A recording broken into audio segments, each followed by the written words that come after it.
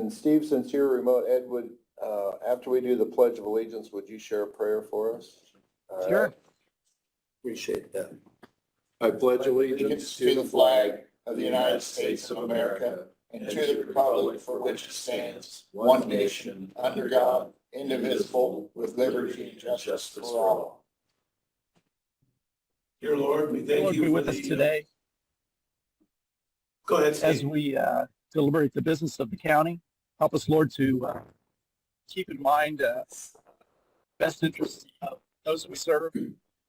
Speak with those in Baltimore this morning, Lord, as they're dealing with a disaster out there, that those that have lost and those that are missing. Ask your blessing on us and this body. Ask all these things, Lord, in the name of your Son, Jesus Christ. Amen. Amen. Thank you, Steve. Sorry, Ed. I got that much of a motion. All right, we've got the minutes from March 19th. Have you gentlemen had a chance to look at those? Yes. I Make have. a motion. We accept the minutes. I'll second that motion. Presented? All right, motion carries. That was a 3-pager. That letter, hospital.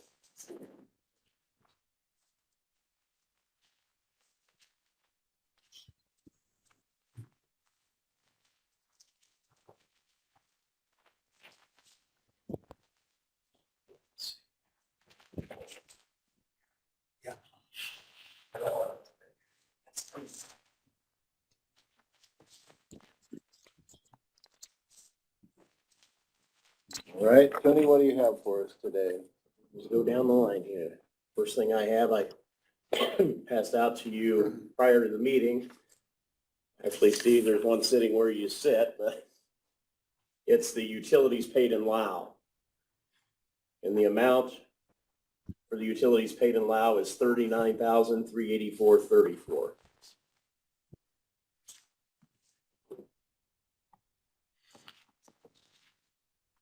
All right, I'd accept a motion to approve unless you've got any questions on that. So move. Second. All right, motion carries to approve paying the utilities. Thank you. We'll keep the lights on. And Stan, we had discussed seeing something with that.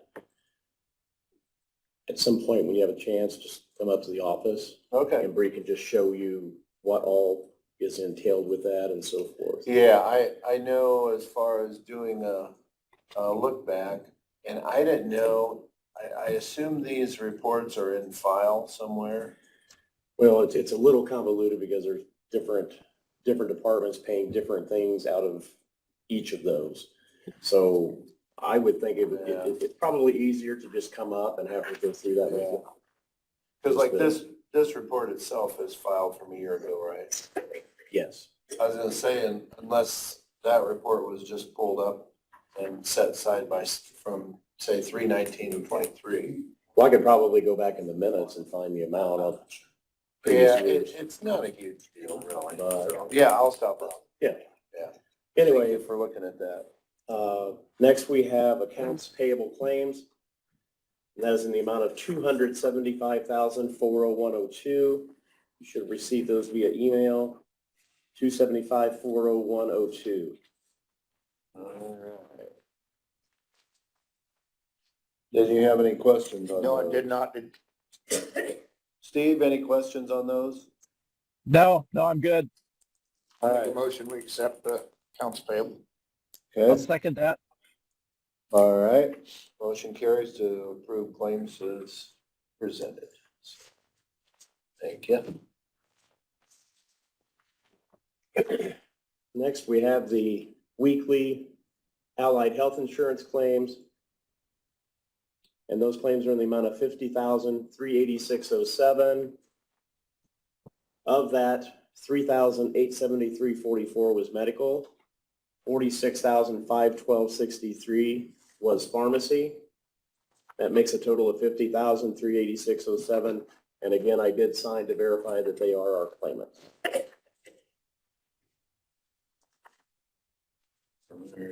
Let me take a look at that.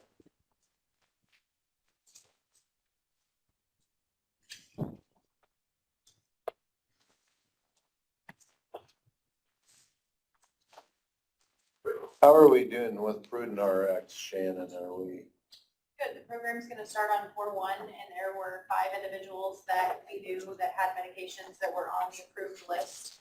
And one of them was not able to get enrolled, but in the timing of their medication, but it'll come in May when they get it refilled, so so that's when we'll start seeing some improvement on our side. as soon as the medications start getting filled, yes, we'll start to see cost improvements on those things.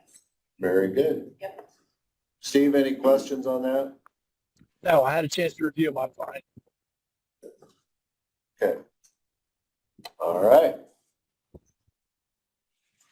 Did we make a motion to approve? I'll make a motion. Okay, I'll second. all right. Motion carries to approve the, Okay. Next, we have payroll claims. And those payroll claims are in the amount of $375,158.17, $375,158.17. all right.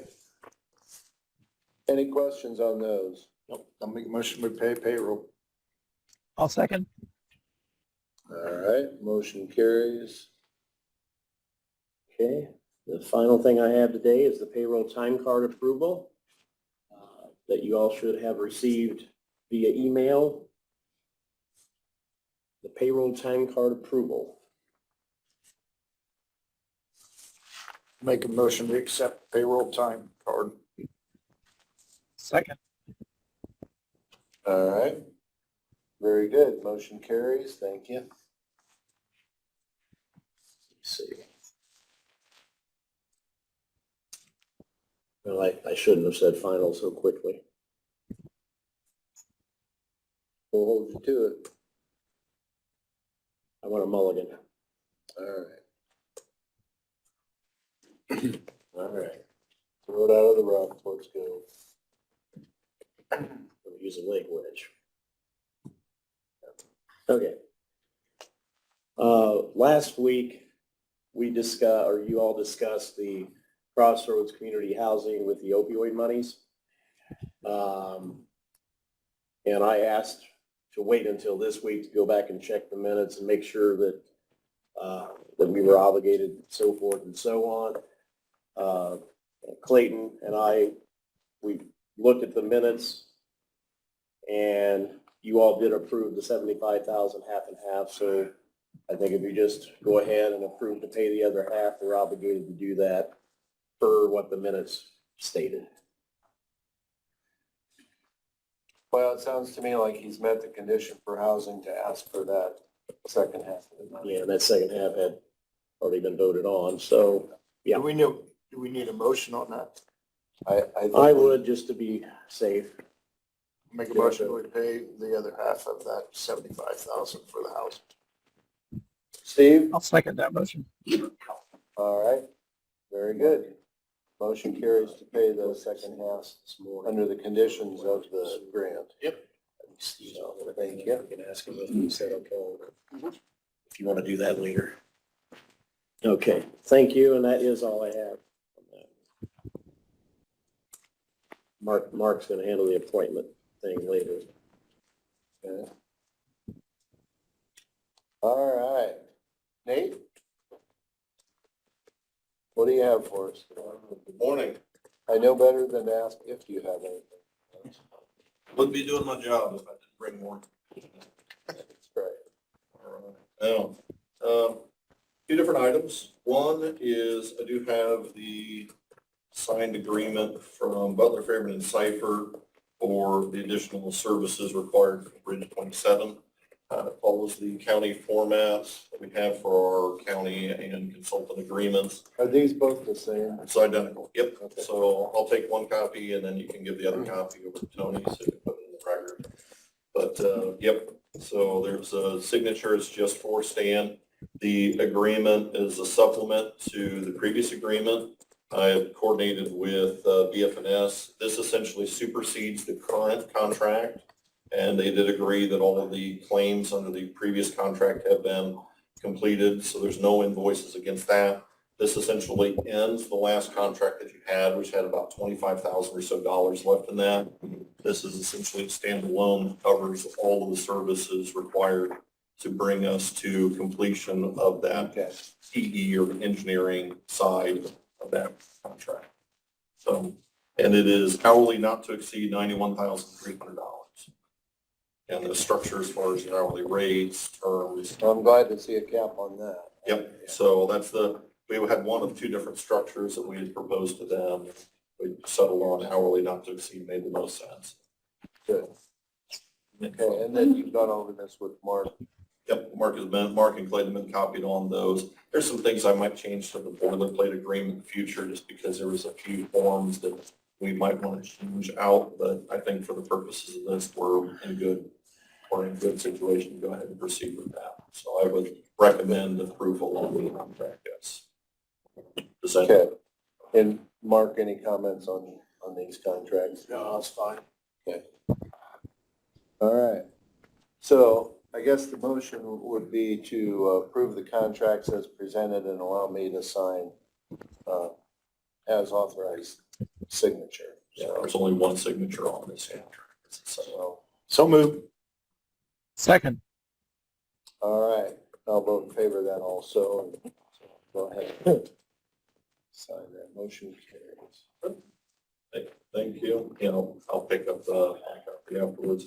And then finally, and this is hardly finally, this is a little bit longer. I've been doing research for the last couple months on different things that the county can do collaboratively as far as preventative maintenance, services, from anything from consultants and planning. And one area that Brad and I had agreed on was trying to find ways to do certain efforts with local forces within the bridge asset management plan.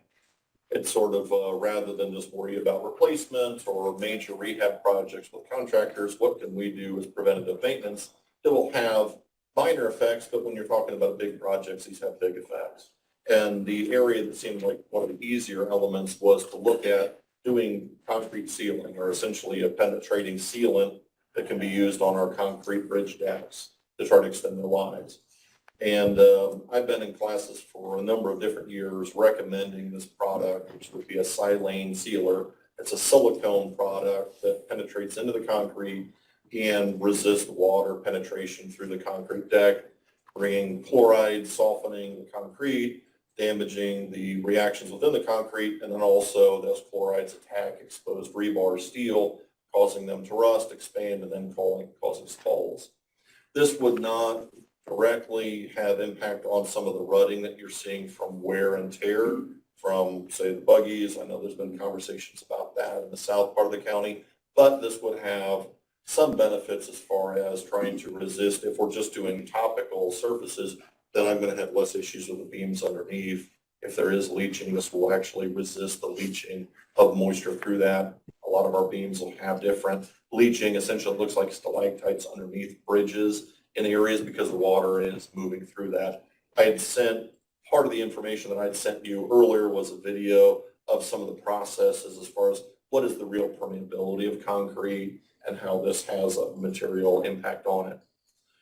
So rather than go through all the pros and cons of the process, what I'm kind of recommending is that we proceed with a process like this using Hume Bridge funds to buy the necessary equipment and materials to do the sealant. And then in conjunction with the highway department and Brad's forces, we would do the application with the local crews. What I need to buy is I would need to buy essentially a trailer compressor. I've got one on the market. I think if you've been watching NDOT do crack sealing or crack filling of the asphalt, it's the same sort of trailer compressor with the hose, reels, and wands on it to clean those joints out, make sure there's no debris on the bridges, make sure there's no surface or essentially aggregate of soils on it, and then let it dry, and then you can apply the sealer with it. There is a bar wand that can be used for application of the sealer, as well as just any protection and PPE for the crews that would need to do that. I'm roughly estimating between the material is about $7,500 for 3 drums based on the rates of how many bridges we would try to hit. And I didn't touch on this. Within the county, we have about 100 bridges, or about 60% of our bridges have a concrete deck. And so that's why this makes very good sense for us to try to seek that because it's a large amount of our total area is about 225,000 square feet of concrete bridge deck based on kind of rough numbers that I've put in. So it's a large percentage. Probably a lot of those concrete bridges are larger span. It varies. There are a lot of very small ones, but the big ones do have that concrete deck. So almost all of our big river bridges have that. So as far as cost benefit, it makes a lot of sense on the very expensive structures. And it's certainly a good preventative practice on even the small ones on a road that sees 50 cars a day.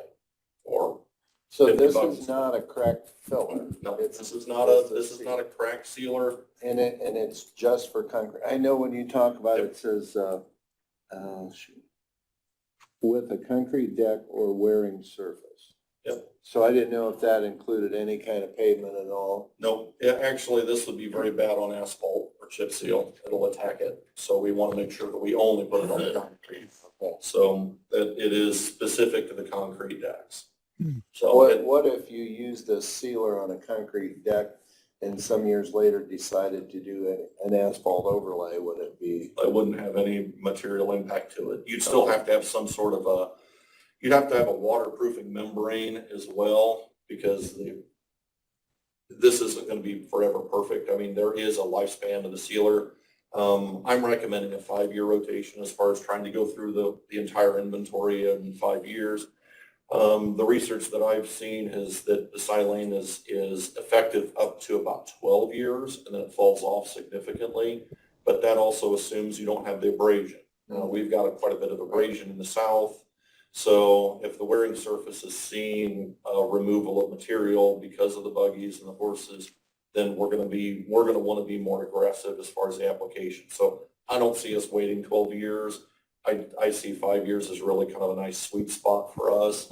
If in time we want to change that and extend that to 6 or 7, we'll just modify the If rotation. you put this stuff on and then go back and as you watch the bridge, can you tell if it's wearing out or needs resealed? She'll be able to see, and we'll have to, with experience, we're going to kind of see how the application rate is and how well that works in different locations. Certainly, the sooner you do it, the better off you are. It wants to react better with newer concrete. My structure that I've laid out tentatively is to try to go after really our newest bridges first, because this is preventative maintenance. This isn't repair. This doesn't fix rust that's already occurred. It's to try to delay it. The reason it makes some sense cost benefit wise, and I didn't email this, I have it here, is just looking at the numbers of why does it make sense in the life cycle of a bridge. And I mean, if I can take a bridge from a 50-year cycle to 51, I've reduced the cost of that bridge replacement. Essentially, the life cycle cost, I've reduced it by about 2%.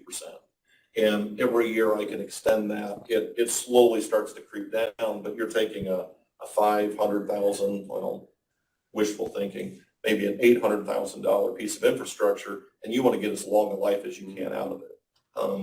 So for example, I'd use your personal vehicle. If you can hold a car and it can work for you for 5 years, or you can hold it the next 10 years, you're significantly better off cost per year, amortize that by trying to extend that as long as possible. And it's only more so with bigger infrastructures to get those things to last a very long time. And preventive maintenance only helps us in that, as well as trying to look at different rehabs that are lower cost than just tearing it out and putting a brand new structure in place. So if you send a crew out, or Paul and Brad send a crew out, they go out with the air compressor and blast this concrete deck, Yep. you know, there's probably gonna be some cracks there already, so I assume you're gonna have to fill those before you seal the whole thing, or? Really, once it's clean, you want that sealer to get as far as you can into all these other areas. And so the cracks actually allow that sealer to get into that crack and prevent moisture from getting down there, freeze thaw and falling out. It's going to resist that. There are other sealers that are crack fillers that are like silicone based. When they get moisture in them, they'll swell up and resist moisture getting into those areas. But ultimately, if there's already a lot of cracks in the deck, this is going to have some measures to assist in that, but I'm probably already kind of behind schedule in trying to deal with that. So really, that's why I want to target the best bridges we have first. And there's because the cost is so low material wise, I mean, the material is only about 17 cents a square foot. I mean, the other cost that I've included in here to say, let's estimate this at 25 cents.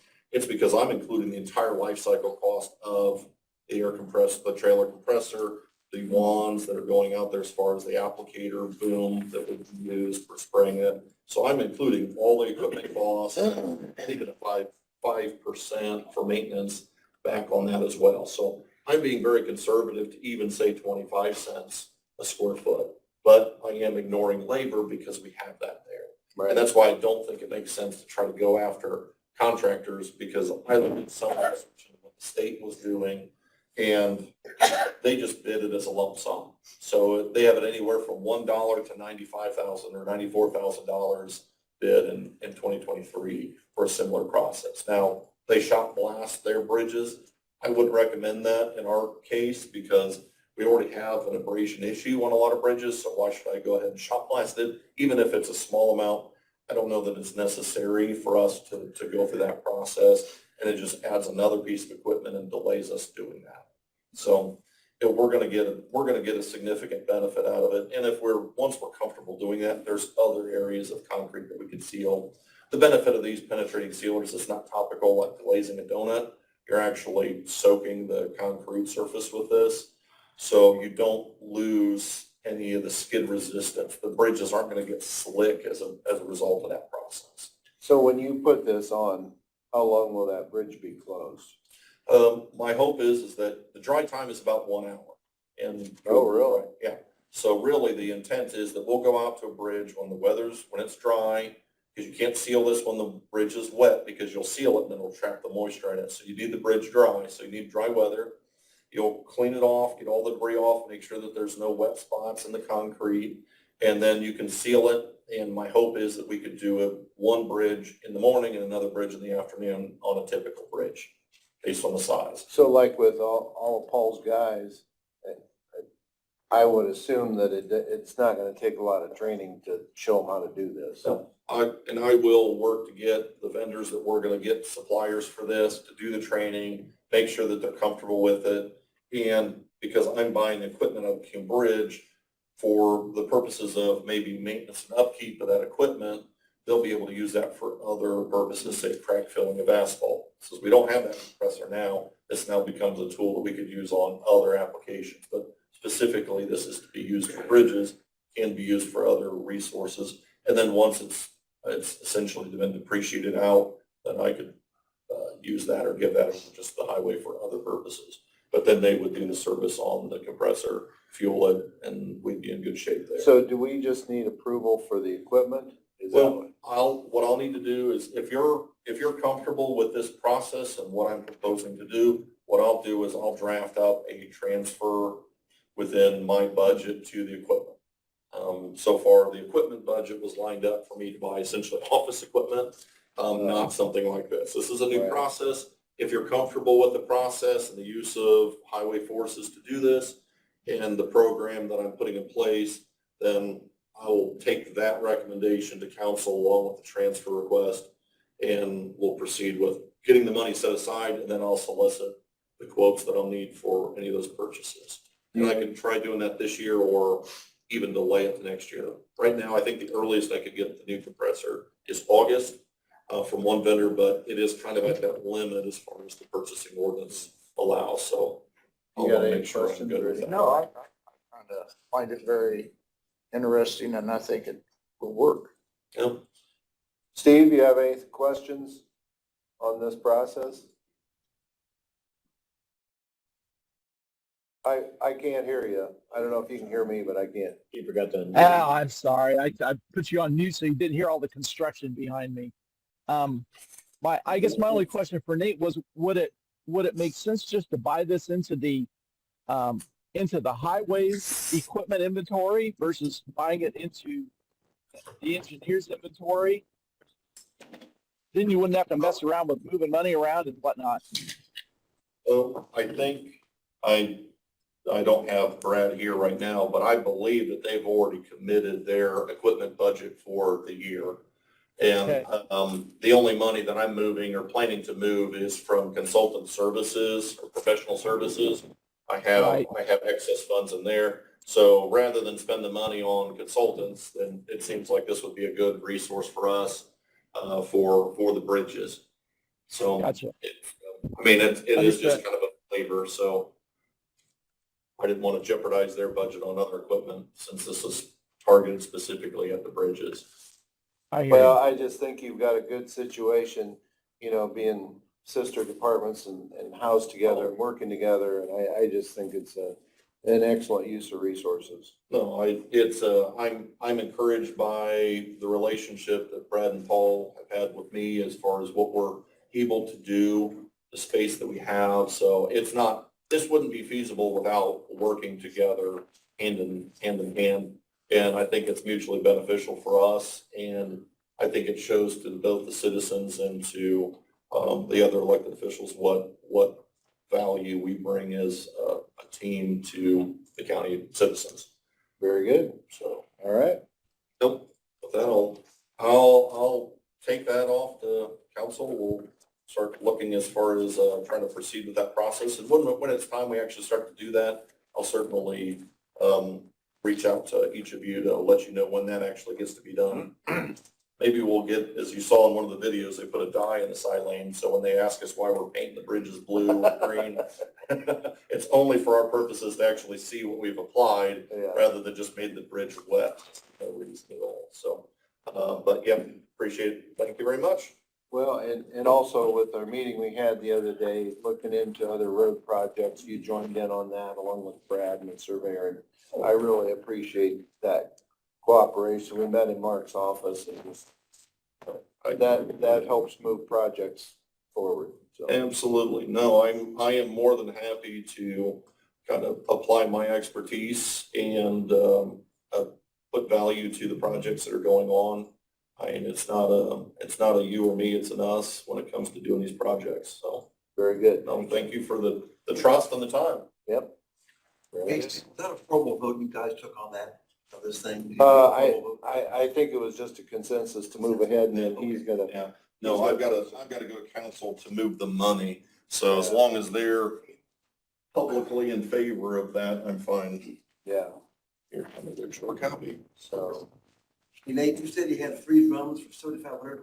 How much is the drum? What's the drum size? 55. 3 of those, okay. all right. Okay, you tell me. Anything else for Nate? Otherwise, we'll move on and see if Paul has anything for us. All right. Yeah. A few things this morning. I did just want to recognize that, Paul is here to represent the highway department because Brad has lost his mother over the weekend. So we appreciate you kind of handling things while Brad is off for bereavement. I'm glad that we work close enough together to where I can do this and not go, I don't have any idea what we're doing, but Yeah. me and Brad communicate multiple times a day in the mornings before we start, and at the end of the day, so something like this happens, I can step in pretty easily. And, you know, like we talked about earlier, I would like to allow, you know, the people in your department time to attend the visitation for his mother. I appreciate that. I think it'll be good representation of his highway family, so Yep, thank you. thank you. A few things today to go over. We'll just start with pass out the oil tabs that we. No tabulation sheet from last week when we opened the oil bids.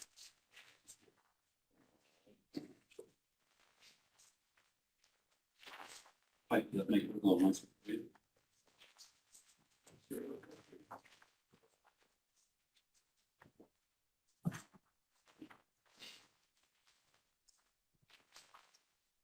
And like every year, we normally recommend to accept all bids. Reason for doing that is, so if one of our companies that is providing a winning bid would happen to have an issue with getting us oil, we can move to the other one, to the other vendor seamlessly without putting a halt to our operations out there on the road. So our recommendation would be that you accept all bids for the bituminous I'll make a motion to accept all bids for oil for the highway department. I'll second that. All right, motion carries. Thank you.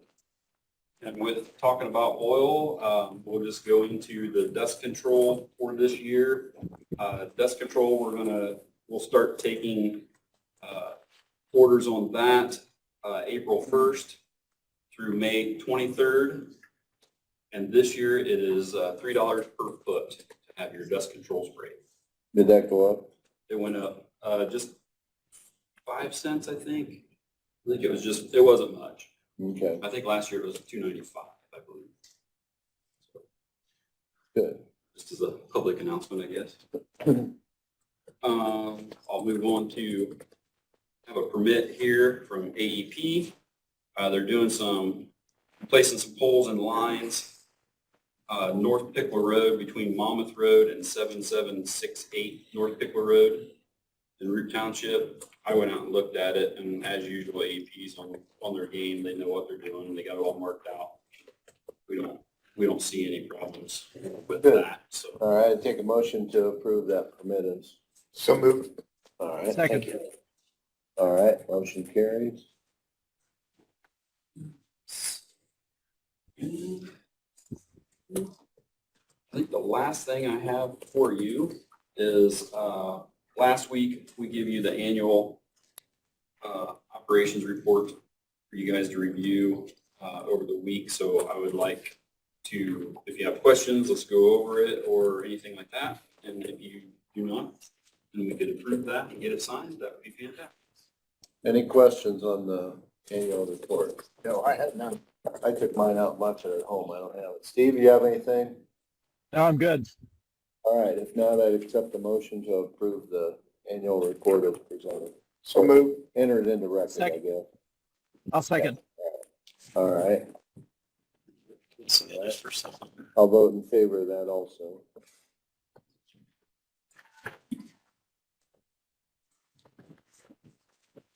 Other than that, I believe that's all I had this week. Let's see.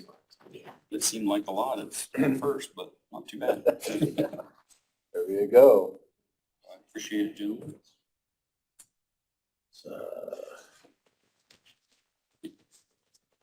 I know you guys work well together with the engineer. I'm just not sure why. One of the first things he did was put a soundproof door on his room, but Yeah, it's okay. We didn't want to hear him either. somebody's making too much noise down there. Well, that's work in progress. That's how you, All right, if you're not making noise, you're not getting anything. all right. Anything else for Paul? No. All right, thank you. Thanks, Paul. Thank you. All right, Rick, do you have anything for us today?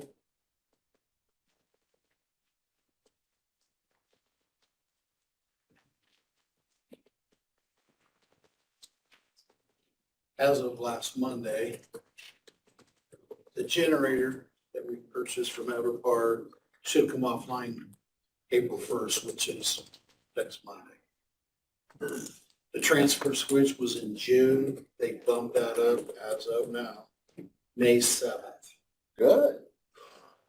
So when I say come offline, what they'll do is when it comes offline, I'll get notified 24 hours or 48 hours that it's off. Then I'll have to get a Shamball, coordinate getting it delivered. And So is Shamba doing the generator and the transfer switch? Or is LA, they're the main or not, contractor. Service Electric? They hired Wygant to set the generator. Okay, Shamball would be doing all the wiring, generator. including the transfers? Yeah. Okay. So hopefully that holds true, but it has changed. Decatur Fire Marshal was in, we did walkthroughs of Superior Court and Circuit. Not a lot.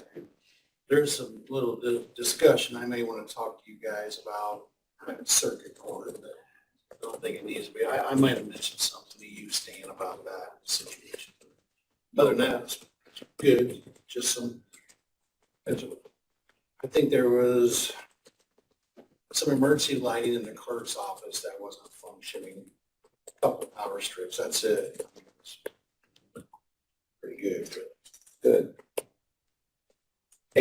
be kind of busy. That generator stuff comes in. And then that's when the sprinkler test needs to be done at the courthouse. Usually it's in April. Fire extinguishers over there. So there's a lot kind of going on. So once that generator gets set and the transfer switch is in place, and so to move that online, will there be any disruption for the complex? Yeah. That we will have to, we're gonna have to pick a time where that power is gonna be down. I know a day for sure. Oh, that long, you think? Yeah. So if you guys could put Juneteenth on, we might be able to do that. No, I'd like to try to pick a holiday that lands on a Friday, maybe that we're not working. I don't know, but kind of like to do it on a Friday because we don't know what's going to happen when we fire this all back up. I mean, what's going to go on with our server? What's going to go? Well, that's what I was gonna say. I'm sure we'll have to coordinate with Mike and his department. Yeah, That's gonna be the biggest we are. So issue. when that time comes, I mean, but I know the power will be shut off to the bill. So I'm trying to get more information on that, but I think we need to do it more towards the weekends. We got Saturday, possibly even Sunday if we need to. Yeah. To get things hopefully up and running.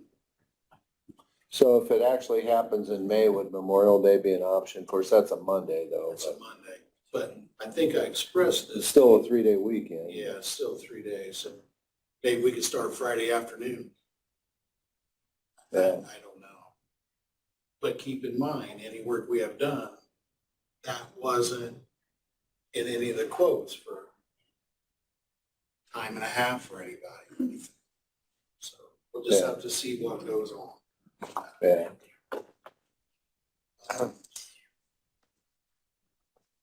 Well, I sure agree with your plan though, as far as when to do it.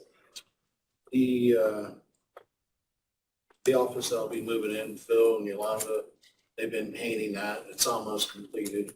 I will have to have wire come in to wire for computer and stuff. They need to run some lines in there. So That room is more square footage than your current office. it is, I think, by a little bit. Oh, not very much though. Because that back portion where I got stuff. Two things. I gotta get it wired. I'd like to build a small wall like what I have in there so I can put our tools and things back in behind. Just 6-foot high wall in there. Oh, it should be. It's good. Yeah, good. Yeah, I appreciate you doing that as we shuffle things around a little bit. I mentioned the generator project, but I found this interesting or maybe intriguing. On the way to work, the only reason why I'm bringing this up is because I think we've made right decisions in who we've hired to do some of this work. I believe Byrne is putting up a city garage that's going to house their fleet, some offices and things. Well, they were announcing the bidders who got some of the projects. And some of the same ones, Shambaugh, Service Electric, Don Myers. So I thought, kind of felt good about decisions. About the people you're using. Yeah, that you guys have allowed them to do it, so what does that Good. mean? But I just thought it was pretty intriguing, but Well, it reinforces your good decisions, I think. so. Yeah. Other than that, I will be checking off the list, so I'll be going over to Circuit Superior, checking off the Decatur Fire Marshal's list of different things that need to be done. Okay. It's not a lot. All right. Any other questions for Rick? Nope. All right. Thank you very much. All right, Ed, what do you have for us? Morning, Ed. Last week you went through the monthly report. Kathy came down and did all that. And I thank her and thank you guys for getting through that. Everything was up to date. She did everything. The one thing she did talk about was the tax statements. They were originally set to be mailed out April 5th. And out of an abundance of caution, the DLGF has allowed us to bump that back to April the 8th. And you guys okayed that and everything. If we would mail them out on Friday the 5th, then people would have gotten April the 8th. And many people like to get their taxes paid on that first day. And that's the day of the solar eclipse. And it would have just added to the confusion. So out of an abundance of caution, DLGF allowed the counties that are in that area of totality to push it back to April the 8th. And we chose to do so, and I think a lot of counties are doing that. The Emergency Management Agency is doing lots of preparation along with the sheriff's departments, trying to cover all bases.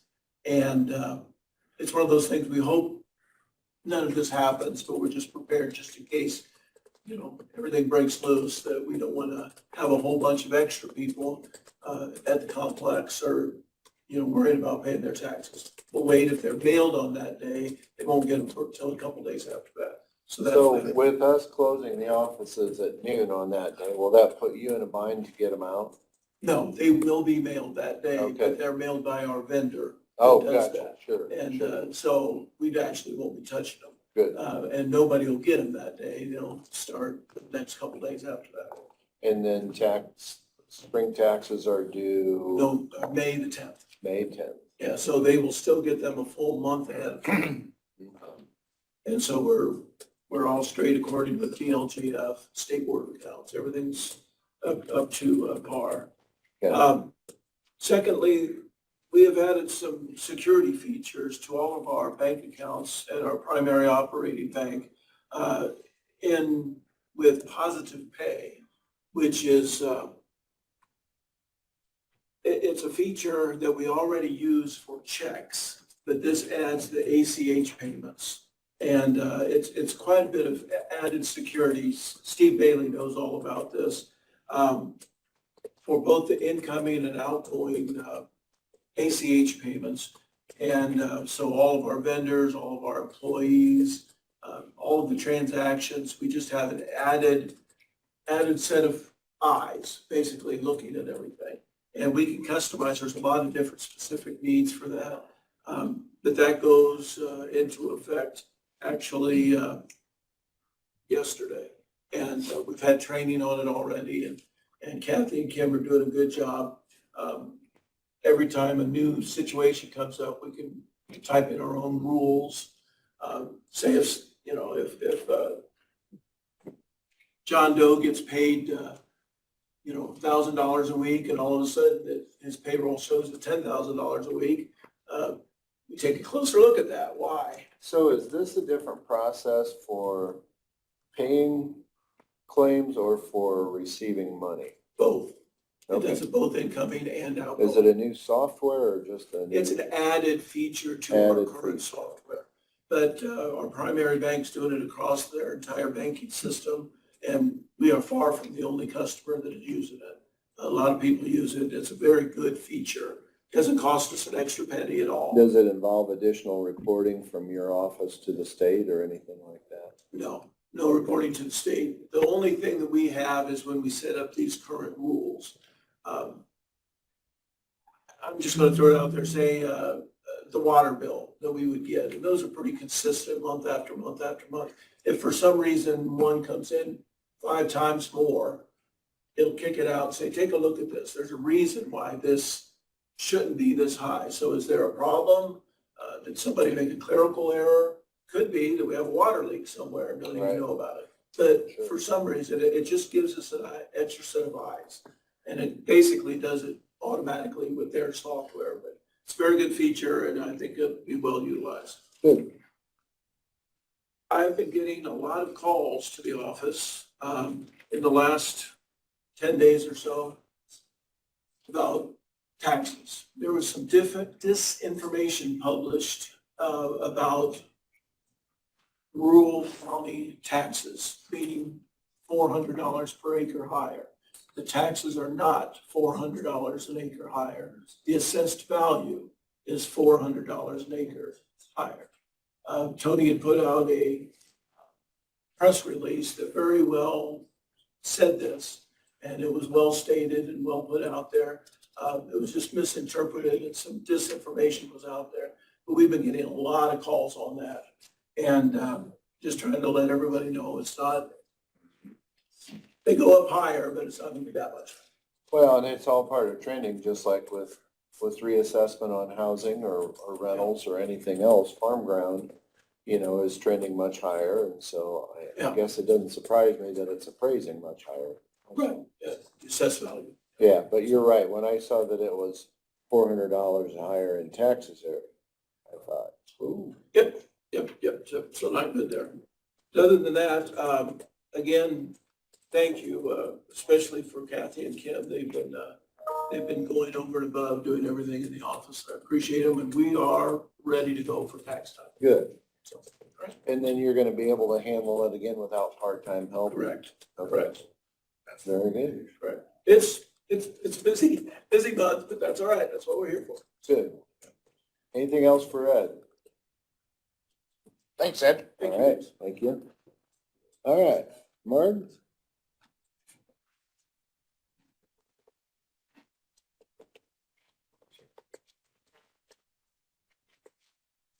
How you doing? I'll start with these two. These are actually from last week. Ownership change of all this transaction. We had to get different signature pages. So you've already approved these. We're just looking for signatures again. Well, I see. We've already approved. You done did it, but somehow they did financial transactions, and so the people that were on here as sellers and buyers and all that good stuff was incorrect because they got the cart before the horse. Okay. Literally. Yes. Did you hear that, Steve? This is just we signed the papers. Gotcha. Thank you.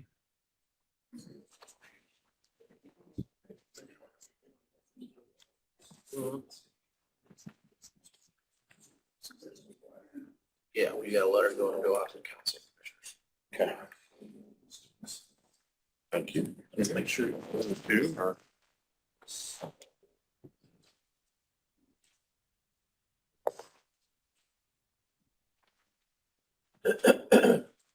$800 north, 200 east. Person took a single lot and divided it into two pieces. That's what they started with. Brought the line up, got it the right distance around the pond, so it stays with this, and he's breaking off that piece right there. Okay. That's a motion to approve. So moved. I'll second that, since Steve, you probably can't see it, can you? So, I cannot. I appreciate that, Stan. all right. Pairs.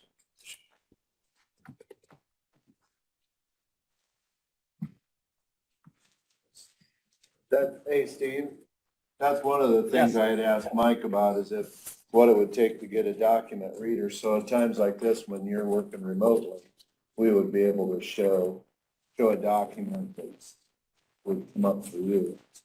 Sure.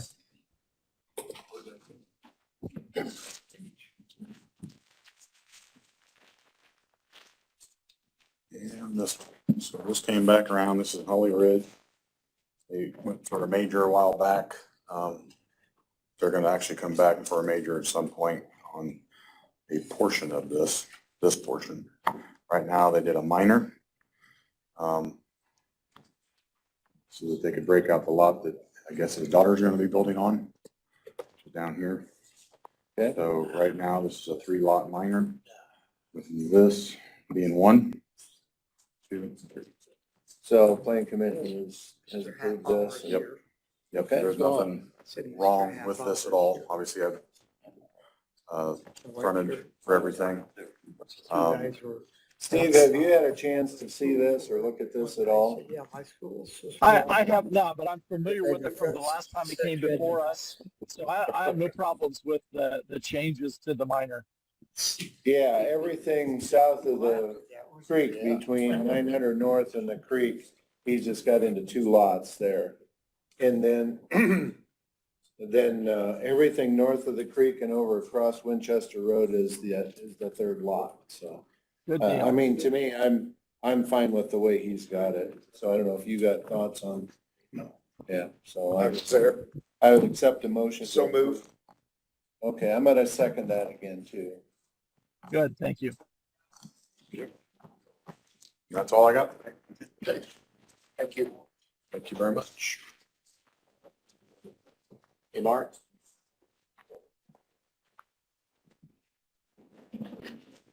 I'm sure you said my name, but it sounded all. Wants to go ahead and get this.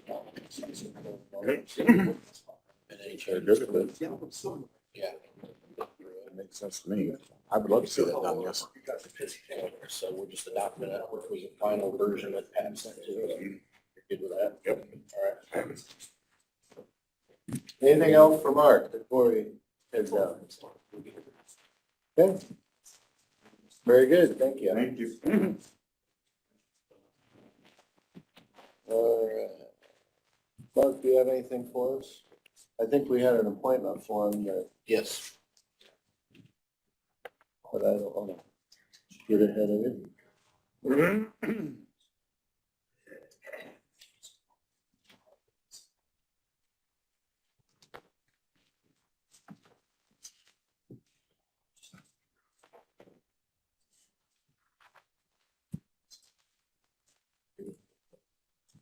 See, if this meeting goes on too long, I think Steve's gonna switch from a coffee mug to a Bloody Mary glass, so we'll have to keep it short.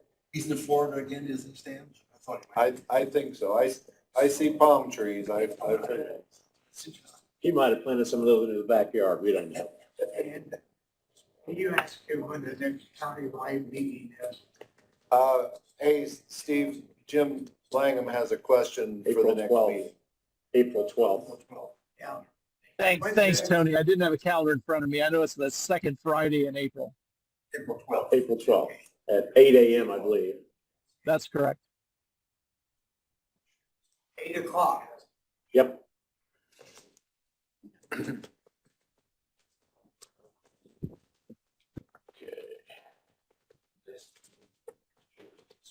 Yeah, this is the certificate of appointment form for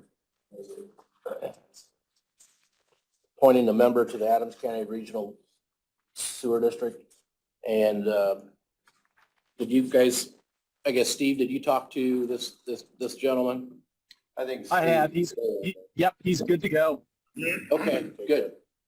So it's recommended here for the appointment of Dion Shove as a board member to the Adams County Regional Sewer District Board of Directors. And so that would be effective upon appointment, and that term runs until December 31st of 2025. Any questions on that? Just need a motion to approve that, and we'll get this signed, and So moved. then he can come in and sign the appointment form. All right, I'll vote in favor of that also. Hey, Mark, what's his first name, Dion? Dion, D-E-O-N, Dion Shove. All right, so get that signed here after the meeting. Decatur's home place. You can put in today's date right there. Yep, I don't know if I could find that. Steve, do you know where he's from? He lives on Salem Road in just outside of Pleasant Mills. Thank you. The next thing here is, this is ordinance 2024-3, which we introduced a couple of weeks ago, and this is concerning the recommendation of the adoption of Article 7 to the Adams County Code of Ordinances governing unsafe buildings and premises. And so this is up again for consideration today. It could be adopted today by a majority vote of the board. Did you guys have any questions on this? I did not. I don't. Steve, do you have any questions on the unsafe building ordinance? I guess my only comment is Mark's still in the room. Mark Wynn. No. Yeah, he was here. I asked him about it. And that final, the version that I have, the final version, which is what we introduced, they would like to get it adopted. So now unless there's some, I mean, we've been through it. I know Clayton's looked at it. I guess my only thought and my concern is that it went very far with trying to identify an unsafe property, including outbuildings, and I just kind of felt like it went too far. Here's what I'd recommend. Why don't we, you guys, I think, have a copy. You've got the ordinance, obviously. So Steve, I mean, you've reviewed it, and maybe we ought to, before, if there's any final edits to make to it, and I agree, you know, if you want to make those edits, then let's do that, you know, now. You know, you've got it up for consideration. Let's take another look at it. Once it's adopted, then we publish the relevant penalty provisions and enforcement provisions. Those get published, and then the ordinance gets incorporated into your code of ordinances, which you've just updated recently. And so let's get it right. If you got any questions on it, let's talk about that, and we can certainly get feedback from Mark and their attorney Pat Hess, and let's make sure it's what you want. Because I can tell you, when it comes to enforcement, then, you know, once it's adopted, now you're gonna be getting calls, and now it's gonna be time to go out and take a look at these things, and you're gonna be following the ordinance that you adopt. I guess it's kind of on me. I didn't follow up with Mark Wynn. I had reached out to Mark and asked him if he had reviewed it and felt like that he was comfortable with it from an enforcement standpoint. Just expressed my concerns, but honestly, I didn't follow up with Mark. I'd like an opportunity to do that before I can support it. Okay, we can do that. Well, Stephen, I was going through looking for your email because I know you had raised a couple concerns in that email you sent. So I don't know who all you forwarded that to, but that might help move the discussion forward. Right. I can't find the email right now, but. And I know also because Steve had sent me an email, I believe early on about with his opinions on that. I don't know if I've sent it to the two other commissioners, but I can send you the background and foundational thoughts that Pat has sent me related to that. If you guys would like that. Yeah, that might help. Have you sent that to Steve Bailey at all? I did, I will, yeah. You sent did it to send it. Steve. So that, it's more of just a foundational background. He talks, gives a little bit of history. I had asked Clayton what prompted the policy, kind of where it came from and how it was drafted and so on and so forth. And he did clarify that for me. So I get the sense now of where it's coming from and why it's coming to us. I just felt a little uncomfortable with maybe it went a little too far.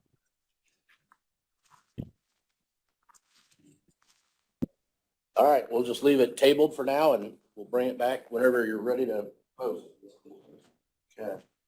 As far as initiating that resolution, was there any urgency or was it just something that we felt was needed to be done? You mean this ordinance? Yeah.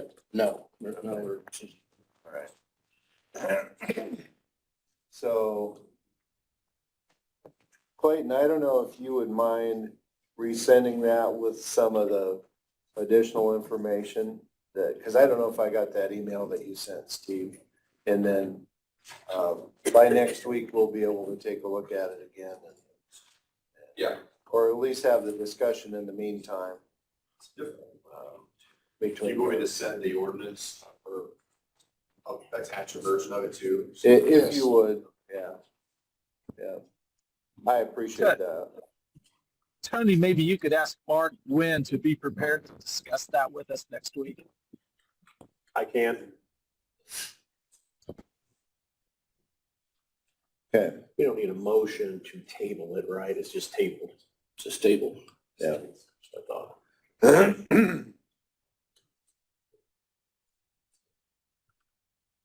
Yeah, thanks for working on that. I think that is gonna be a good ordinance to have on the books for, enforcement and It's gonna involve some things.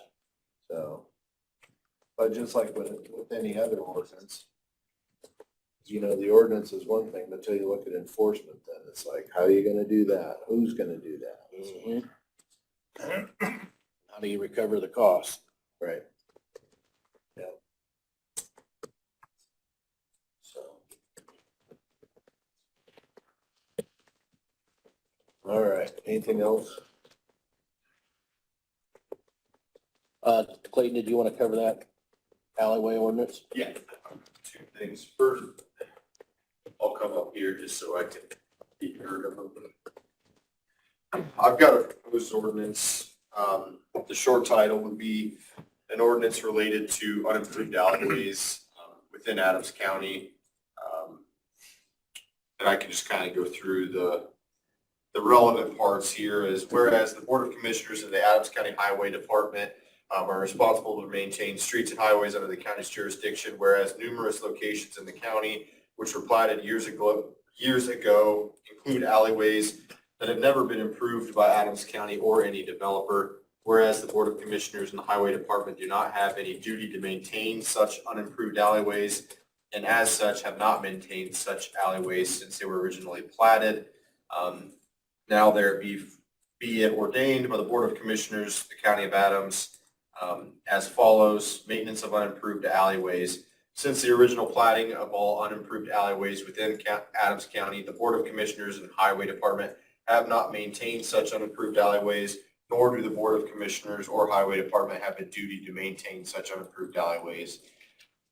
Any desired maintenance for an unimproved alleyway shall be undertaken either jointly or individually by landowners with property contiguous to such unimproved alleyways. And then section 2 goes through a private residence's, resident's ability or landowner's ability to file a petition to vacate such unimproved alleyway to their property in fee simple, and just goes through the point that if a landowner is going to seek that vacation, that they'll be responsible for the surveying costs, which it would require, as well as their own attorney's fees. But if the property owner would like to, they are able to petition to have that added in fee simple to their own property. But I assume that both property owners would have to agree. Well, it's in the statute, so this ordinance references the statute, and under the statute, when you petition to vacate an alley by statute, you gotta have a description of how it's proposed to be divided, and it goes 1/2 to the adjoining owners. It splits. Oh, kind of automatically. It normally splits down the middle unless you have an agreement. If one property owner doesn't want it, I've done it before where you get that other property owner to sign an affidavit disclaiming property, and then the one property owner can get it all. But generally, it just splits down. Okay. So this is just, I think, to just keep on the books, because we had at least some questions last year about that, so. Is there an ordinance number associated with that, or? 4, so, Yeah. well, I think, is this, we just adopted, well, no, we had 3, so actually, This would be 3 is reserved because For we've that already one, so this would be introduced 3, so there should be 4, This would be 4. which is what I put on here. Are we able to act on that today? Yep. Yeah, if you guys would like the motion to approve, and then you guys can sign it today. I'll make a motion, we accept that. I'll second. Sounds good to me. Okay, motion carries. Thank you. To show, all 3 of you voting on that? You vote for it as well, okay. Thanks for your work on that, Clayton. Yeah, and then, no official action, but just to bring it back, because it was discussed, last night, There's another one of related those. to the parks on, the day of the eclipse second or one. the weekend prior to the eclipse. I went back and just references Adams County's ordinance. So ordinance number 2018-4, its short title is an ordinance of the Board of Commissioners, County of Adams, State of Indiana, establishing curfew in parks owned and regulated by the County of Adams, State of Indiana. Those parks include the Lynn Grove Park, Limberlost Park, Fields Memorial Park, Monroe Lions Park, and the former Monmouth Elementary School grounds. That ordinance, which was again approved and signed back in 2018, establishes a curfew of 10 p.m. until 6 a.m. local time, and it already has a violation process and enforcement procedures, including penalties and fines for a violation. So I think that I can provide that to the sheriff. This is a reminder if he wants to post it at those parks. But obviously that takes care of any of the possible problems, as we had talked of the possibility of people trying to camp. It doesn't address, people parking in undesignated parking spots or parking on the grass, but I think that takes care of itself from an enforcement procedure. If a sheriff's deputy or a police officer sees someone parking in an undesignated parking spot, Or they have camping. correct, or they have the authority to ask them. Yeah. So, Dumb question. Fields Memorial Park, is that the covered bridge? Or, because I know when we traded ground for the ground by the covered bridge. I think so. Or is Fields the one down on Lion Street? Or is that Affolter? Which Well, park is that? Yeah, There's a that's cabin, Affolter. Affolter Park. Is that 2018-4 Yes. ordinance? Ordinance, yep. Thank you.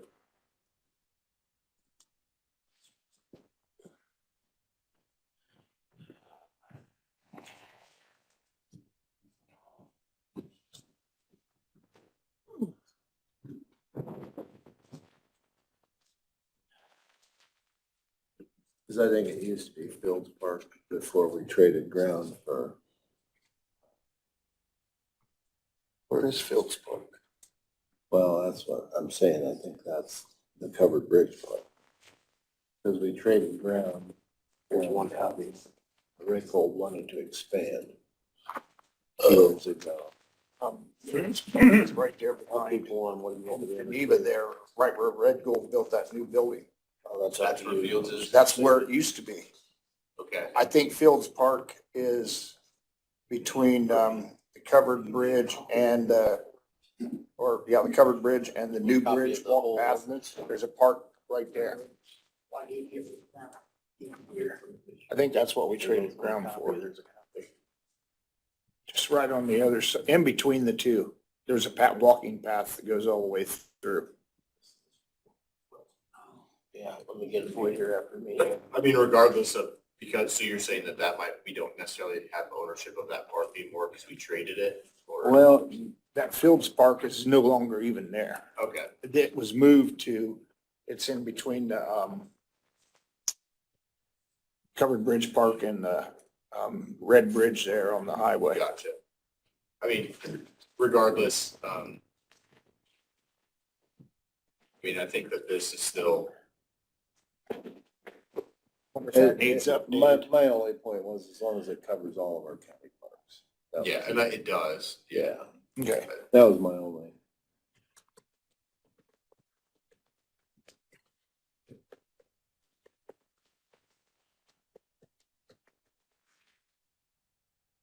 Yeah, down there, that parking lot shows deeded owners, Board of Parks and Recreation.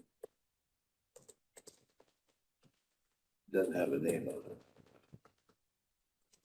You got the Covered Bridge pulled up. Okay, if you do it, where's it at? See, there's Board of Parks and Rec. There's Board of Parks and Rec. So we own the covered bridge. There's Parks and Rec. There's another,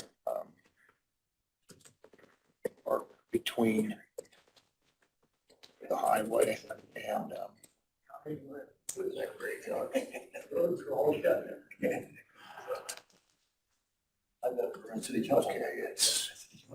that's the Covered Bridge.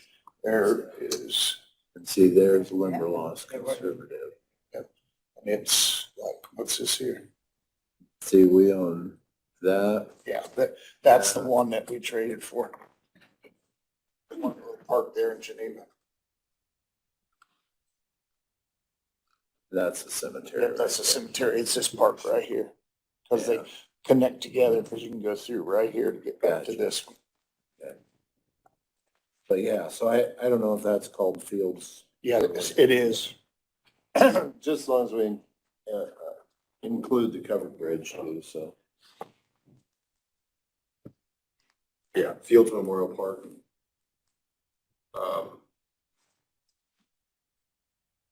There was, so it used to be a trailhead, walking trail, and that's what we did. We get rid of that, or is that what it currently is? That's what it currently is. Is that the one between the covered bridge and the cemetery? That's all Yes, walking Fields trail.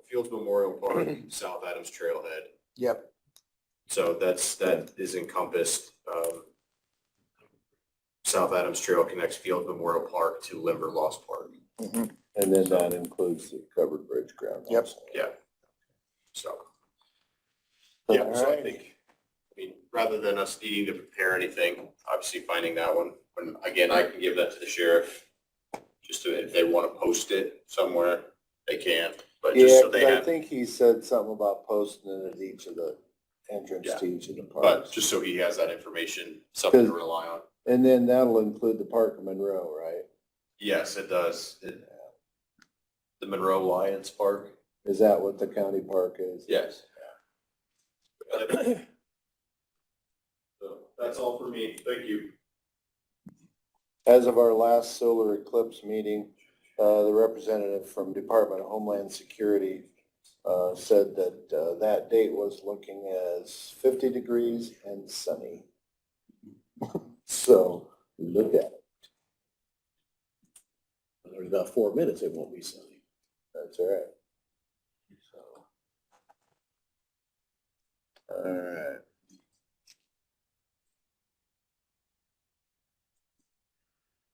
Okay. Shannon, did you have anything for us?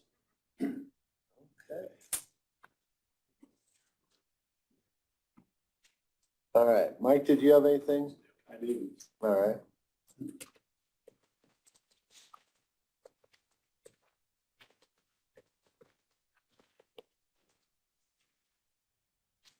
There's a couple of things I want to give you an update on. We've moved forward with .gov for websites and email addresses. We're reconfiguring things currently. So that's moving along. We also had cybersecurity form to fill out.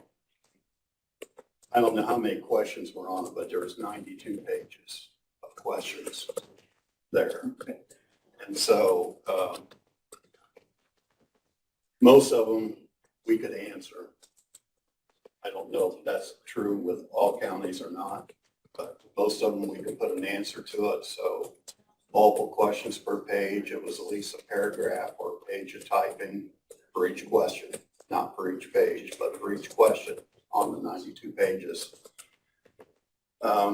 So it took quite a while to get that all filled out, and I had to have it done a few weeks ago.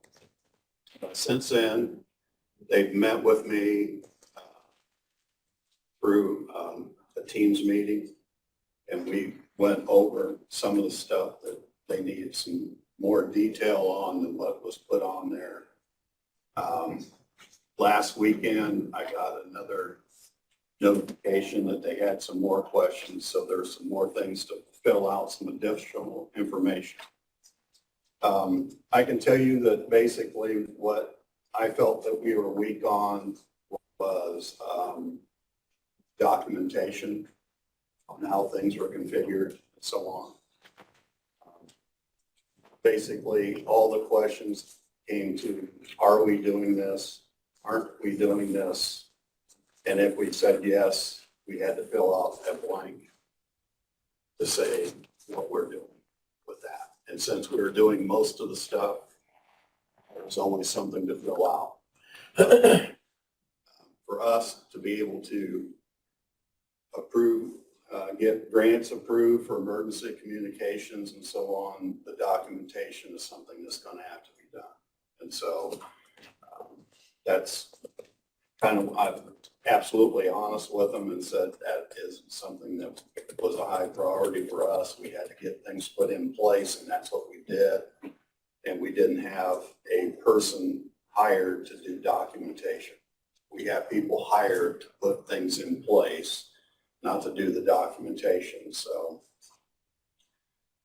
I don't know if you got any questions on that. We are regenerating Active Directory right now and making it look different to include Decatur and Geneva as separate child domains.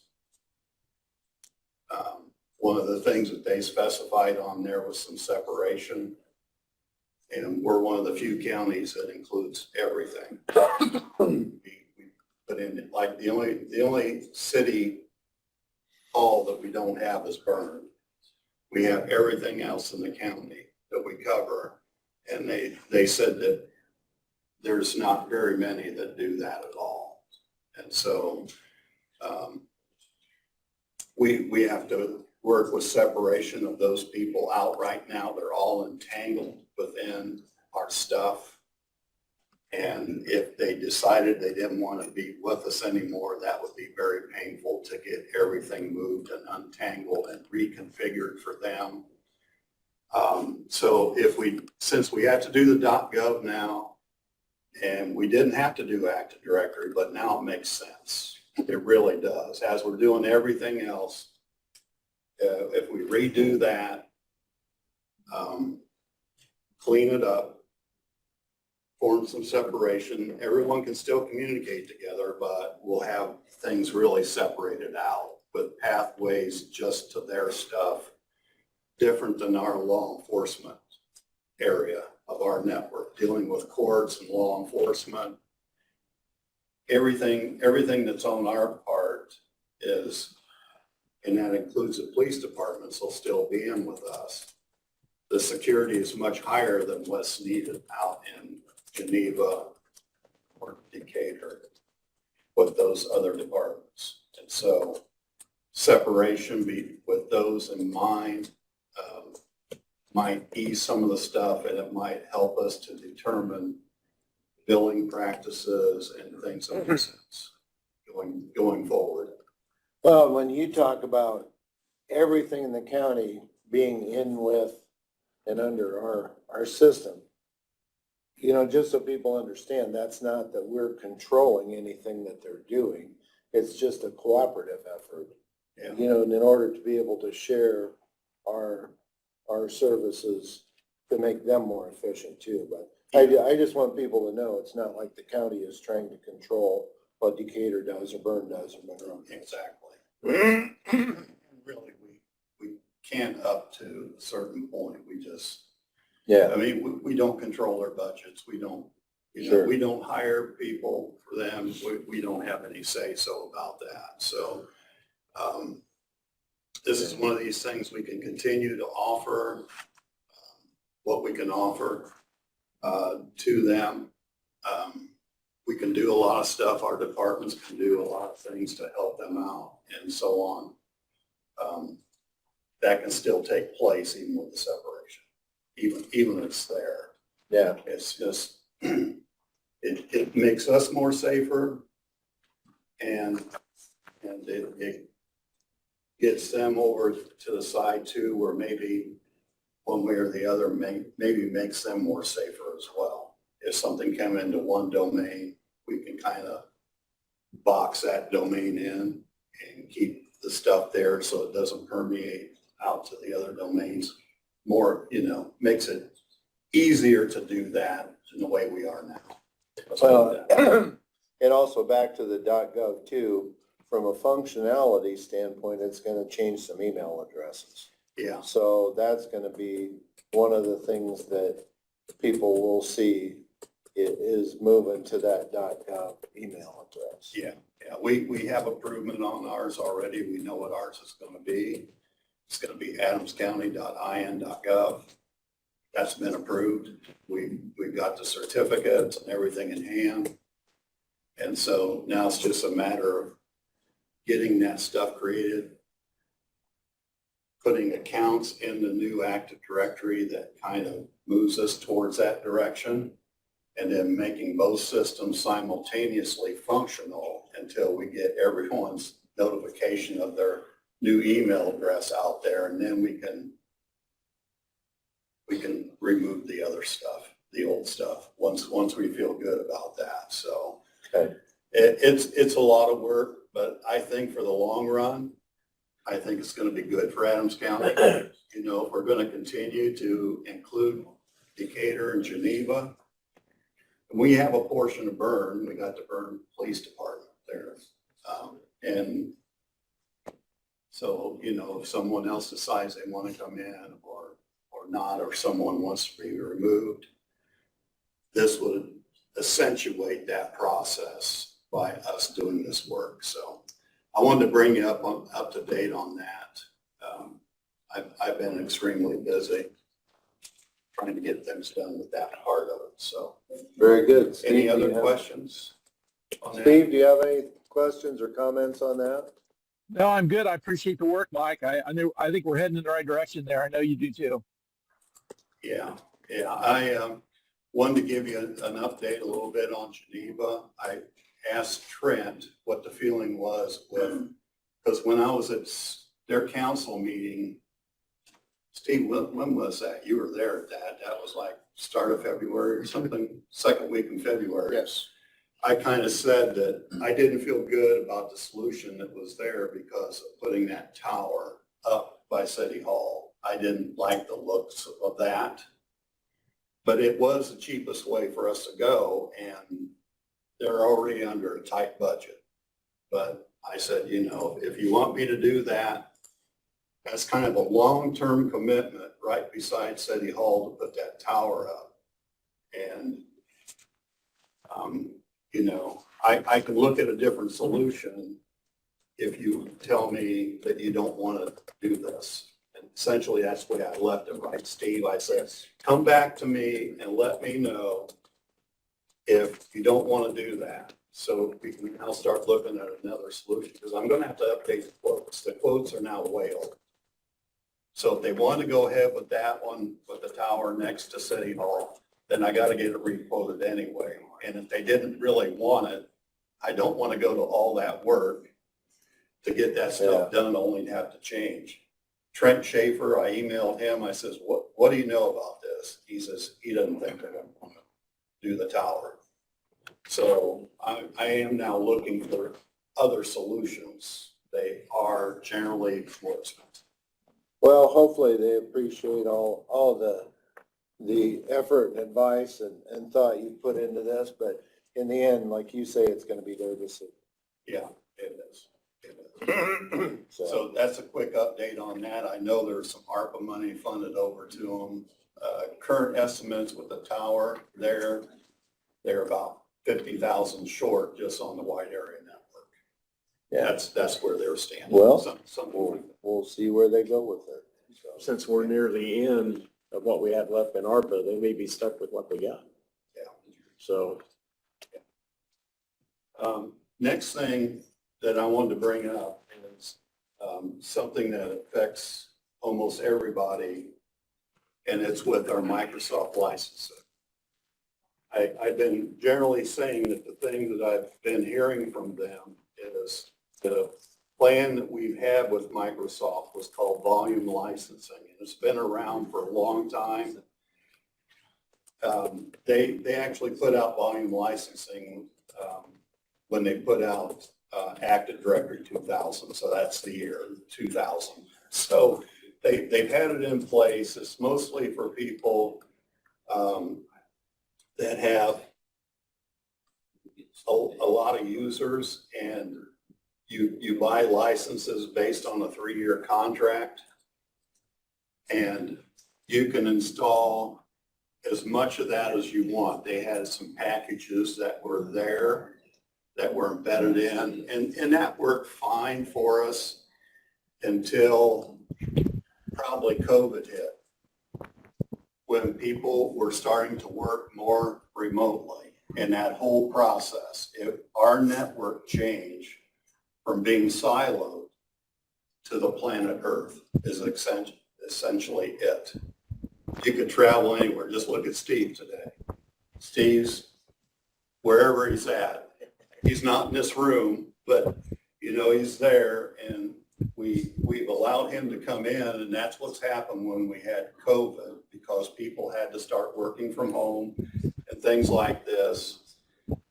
And for us to be able to do some stuff with this old licensing, there's some real pain points in it that they're not going to correct it. They're just not going to do it in volume licensing. I've been after them. One of them, you guys all feel it, is passwords. Passwords is a real pain point, and it's because that design was meant for us to be hardwired into a building and sitting at a location in that building day after day after day. And when it came time to do your password, you just put it in, and maybe you only have one computer. Now, with us trying to get to the point where we make things available, one of the first things that we did a while back, even before COVID, was put email up in the cloud. Email up in the cloud still requires us to do the password change locally. Now, all of you can say, all of you guys here, that when you have to do a password change and you're not hardwired into the network and you're sitting at home or something, what is it that you have to do? You have to come into us, and we have to work on your password. Right. And then we have to go through all the devices with you and all kinds of stuff that goes with it. So I asked them about that. I said, we have some stuff that only works in the cloud that we would like to get. We'd like to get some clients out there for users so that they can use Teams, because a lot of people on the outside, they're using Teams, they're using Zoom and everything else. But what do we need to do to get licensing for Teams? And they said, well, Teams is totally in the cloud, so you're going to have to get cloud licensing with that. There is no volume licensing for Teams. Okay, so we got a problem there, and with the volume licensing that we have, and with the update of the new servers, I'm going to get all of our servers updated so that we don't have any server that's 2019 or be older than 2019.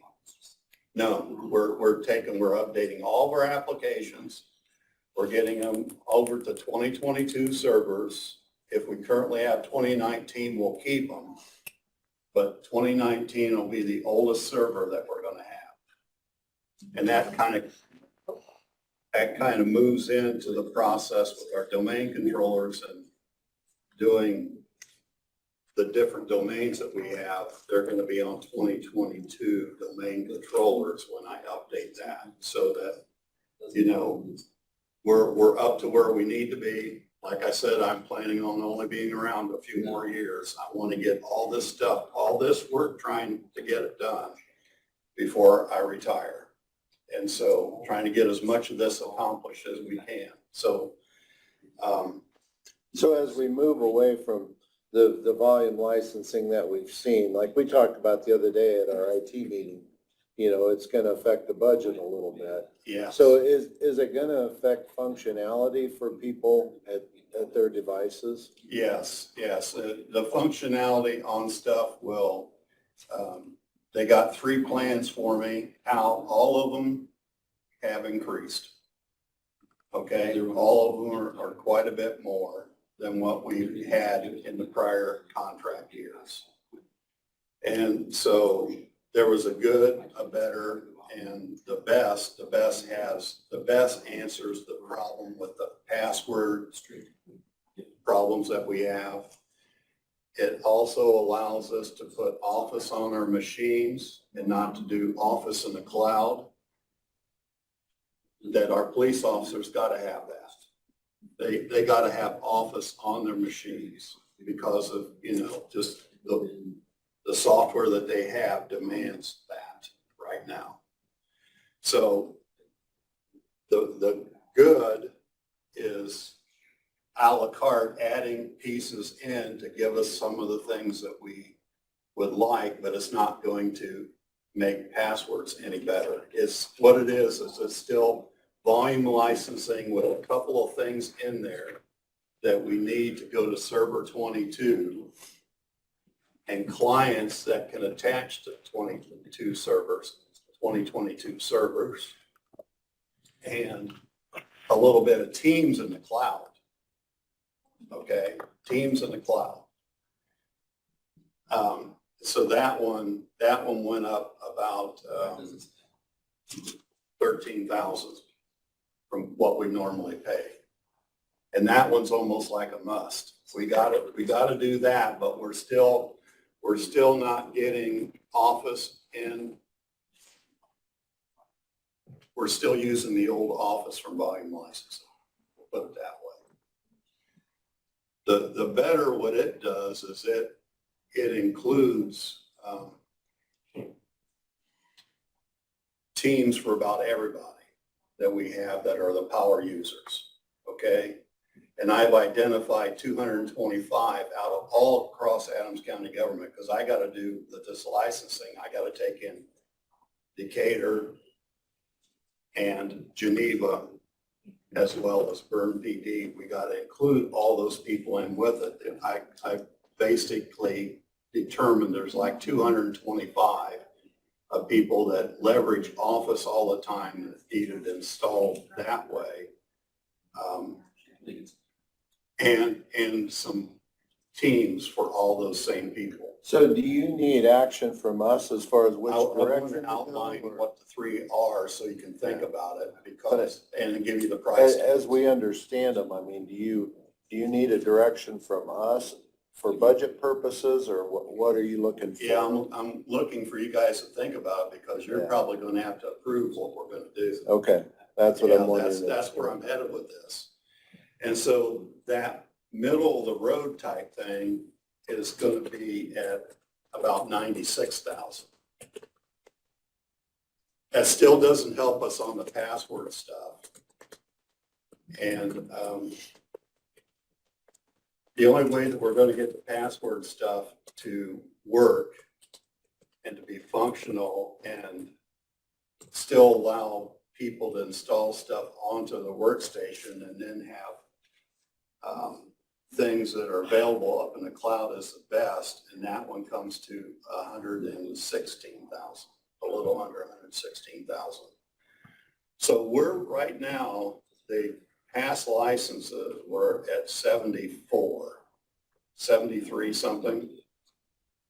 We can't even get that anymore that way unless we want to stay exactly where we're at. Exactly where we're at, but no team functionality, hardly at all. We're still going to be struggling with passwords and so on. And we're going to be struggling with communication. And the password thing is not just with you guys, it's like everybody. Everybody struggles with it. The better doesn't answer the password stuff, but it gives us Teams in the cloud. And that was 96. A little under 96. The place that they're saying that we're probably going to have to get to someday, they said if we don't do it this time, we've got to get to it at the next 2027 license year, is the one that's 116. That's the one that I'm recommending, because it's going to save us a lot of issues with the passwords. I'm here. We can build Active Directory based on that. While I'm building Active Directory and everything, we can now incorporate that in there. And that's how they solve the password issue, is we set a domain controller in the cloud with Microsoft, and that domain controller communicates back and forth freely. People can change their password inside of Outlook in the cloud or whatever they're using, and it replicates down. So when they come in the next day and they're at their desktop, they now have the new password. They don't have to start coming to us and asking us, hey, I changed my password, but now all these devices don't know about it. I'm not saying that the replication process is going to be immediate, but it should enhance what's going on to make it easier for users to be able to get certain things. It sounds like if we're gonna go that direction, now's the time to do it while we're updating our servers and Exactly. hardware. Exactly. If Steve, do you guys have think thoughts on that as far as? I've been trying to follow and Mike and Stan and Steve as best. It sounds to me like we just need to go bite the bullet and go all the way. I incrementally, I thought, well, maybe we could stop with the Teams feature, but the incremental cost to get us to the password solution doesn't seem to be that huge. So I may need some more time to research it and think about it, but my gut reaction is I think we need to follow Mike's recommendation. Steve, you got thoughts on? I did budget, by the way, $100,000 for this year, anticipating that we were going to have to spend more. I didn't have any idea what it was going to be until I started negotiating with them. And so these are kind of the final numbers, you know, that they came out with. I've been working this in with them. And so. Well, and the other thing too, I mean, if, like Steve says, if we got to bite the bullet to go to get the advantage of the increased password efficiency for our users, plus if they're going to force us to go that way anyway, and, you know, if now's the time as we're moving to new servers, I guess I'm inclined to think, you know, that's what's going to have to make sense for us. Yeah, there's a licensing advantage for them because you can't get in to do any of this stuff until when it's in the cloud, it comes up and it says, okay, you have to pay a license for that user. And we have to do that, my department. We have to go in, see if there's an available license, and we have to pin it in. Volume licensing, we just get a bunch of software and we can, in the course of a year, I can overinstall that like 200 times. And then when they come in next year, they'll say, okay, we got to do an audit. Oh, you're 200 over. Okay, so you got to pay it for this next year. You got to pay for the extra 200. But in the meantime, I didn't have to pay anything. I didn't have to ask for approval. I didn't have to do anything. And so Microsoft, they don't like that model anymore. And they're saying, here's what we're going to do. If you want to use our software, you have to have a license pin to your user account. We'll let you install that on like 5 machines, that license, but every user has to have an account. And if I don't pin a license, they don't get in. Well, and it sounds like that's the direction. We're going to have to move on here a little bit. We've spent about 30 minutes on this. So I don't know if that gives you enough direction as far as budgeting for this year and what we need to look at. If we do the other one, I'm going to have to find some way to come up with 16,000. Yeah. You know, yeah. But if we do the middle one or the other two, I already got the money, more than enough there. Well, let's see where you come out going to the best advantage for us at this time and see budgeting wise how. Yeah. how we can And make the that reason work. why I brought it up today, Stan, I know it was kind of without that, is this is due next month. Yeah. We have to make a decision. So I didn't want to come into a commissioners or any other meeting with the council or whatever and just put it on them and say, I need a decision today. I didn't want to do that. Well, I want you guys to have some time to think about it. And, you know, I tried to outline it the best I could. And then I'll probably have to come in at another commissioners meeting and say, now what's your feeling on this? You know, and let you guys come back and tell me how you want to go with it. But take some time and think about it, and then I'll come back at probably your next meeting and ask you what your decision is. We can All right. discuss Very good. Thank you, Mike. it. Thank you. All right. Anything else from the general public? All right. Anything else from reports from you? I don't know if this needs to be, but I have a letter of support from the South Adams Trails Project. They were just wanting us to support. They're going to file for some grants. And they just wanted a support letter from us, so. I That brought makes it- sense to me, Steve. I showed Stan and I just brought it in before I signed it and gave it back to him. I support that. I'm good with that. Yeah, I didn't know if we needed a motion or anything, so. I don't know either if we need a motion, but I think the South Adams Trail System has You been, want to look at that, Mark? a huge advantage for the southern part of the county. And as they're looking at connecting from, the old railroad bridges they put in up to Bern, Yeah. I think that would extend that trail by what, a mile and a half? Yes. So. Good. Yeah, I'd say have a motion to approve Adams County Board of Commissioners issuing a letter of support for the project and grants. And that way, it's actually coming from the Board of Commissioners. I'll make that motion.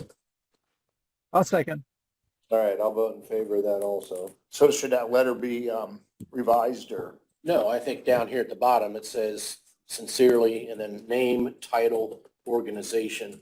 So Stan, you could sign Stan Stoppenhagen, Chairman, or Stan Stoppenhagen, Chairman, Adams County Board of Commissioners. That way they know it's coming from the commissioners. Okay. Very good.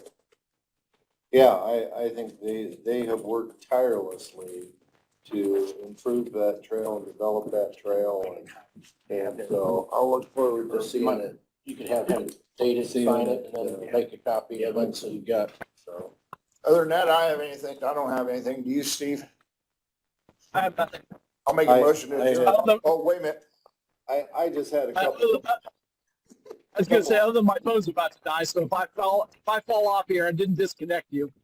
I've had a couple meetings over the last couple weeks trying to move a couple projects forward, a couple of road projects as far as, trying to continue to improve 350 West, trying to continue to improve 800 North, and then of course the Highway Department still has 700 South that they're working on, so there's multiple projects there. Also, the Health Department, we've had meetings to look at actions and budget items with the additional funding from the Governor's Health Initiative. And so, that's might involve increased space and increased personnel. And so we've been meeting on that too. So anyway, just kind of several things going on and